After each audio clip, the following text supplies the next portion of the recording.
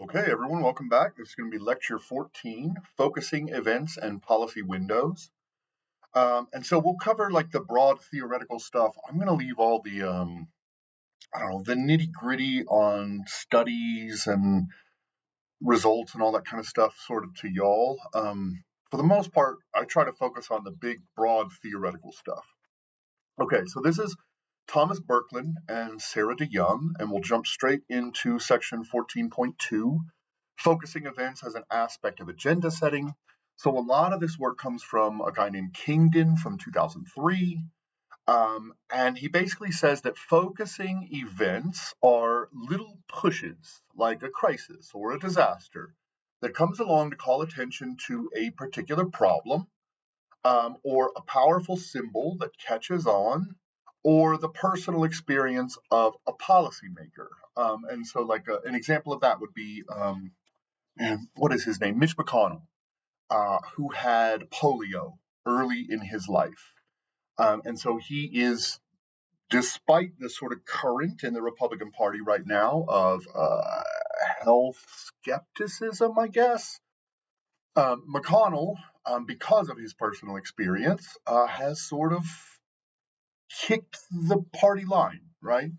And so I think that that's sort of a good example of this personal experience, even though it isn't a focusing event, right? So we'll talk about that.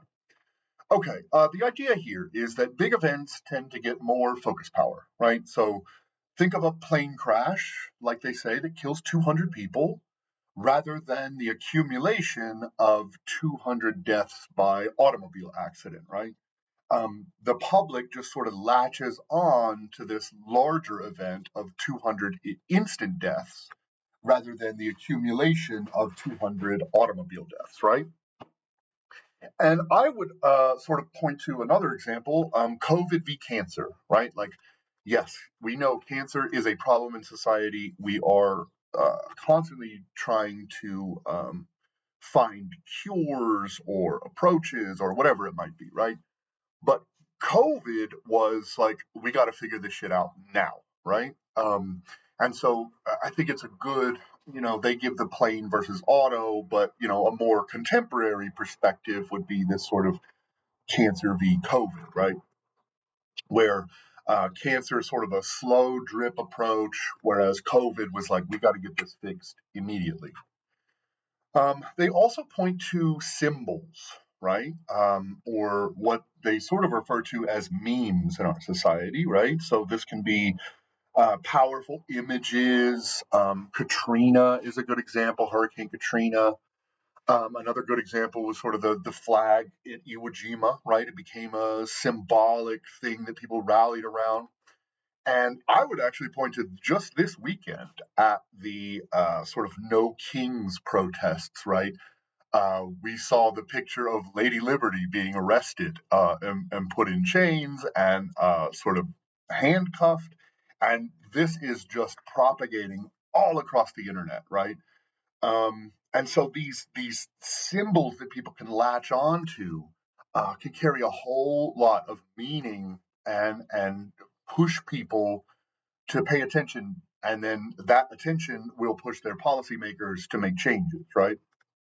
Now, I would say, and so does the chapter, there are some serious problems with Kingdon's approach. First, it's really difficult to operationalize, right? How do we operationalize a crisis event? And how does, say, the Exxon Valdez oil spill versus 9/11 versus COVID, how do we operationalize those in a sort of singular event data set, right? That's really difficult.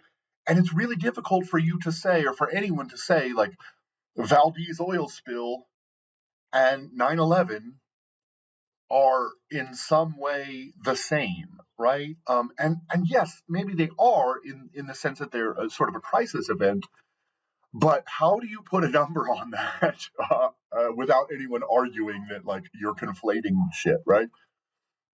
Second, how are crises on a broad societal level like 9/11 and personal experience, like Mitch McConnell's polio experience early in his life, how can we possibly relate those things, right?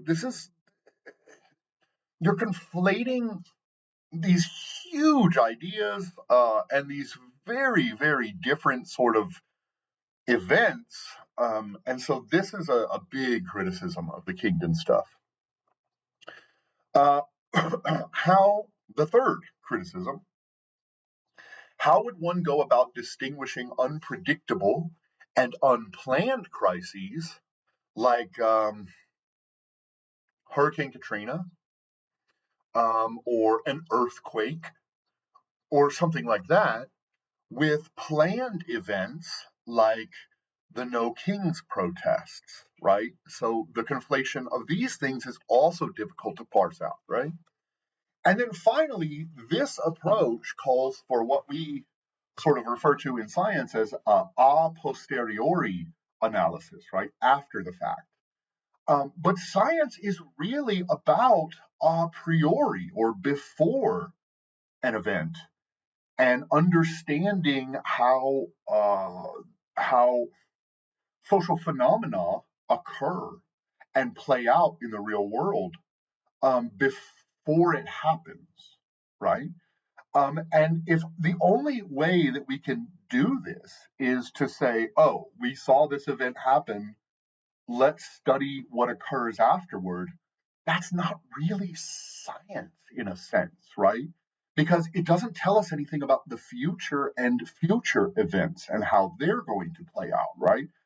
And so science is very much focused on a priori um, discussions, analyses, so that we can understand events that have happened in the past and that can tell us about what's going to happen in the future. Whereas Kingdon's approach arguably can't do that, right? Okay, those are the criticisms. All right, we'll move on to section 14.3, Foundations of Focusing Event Theory. So again, we need to talk about some of the assumptions of the model. The first is that the agenda space is limited. We've discussed this before, right? There just is not an infinite space to discuss political events, to have policymaking actions, etc., right? It's limited. The second assumption they make is that groups and interests compete for attention, right? We've discussed a lot of that before. That's a just pretty easy concept to wrap your mind around. The third, these crisis events almost always lead to negative attention, not positive attention, right? It's pretty rare that a huge proportion of American society or whatever society we're discussing sort of stands up and says, "We applaud you," right? It's usually shit is hitting the fan. Let's do something about it, right? And so this almost invariably leads to negative attention.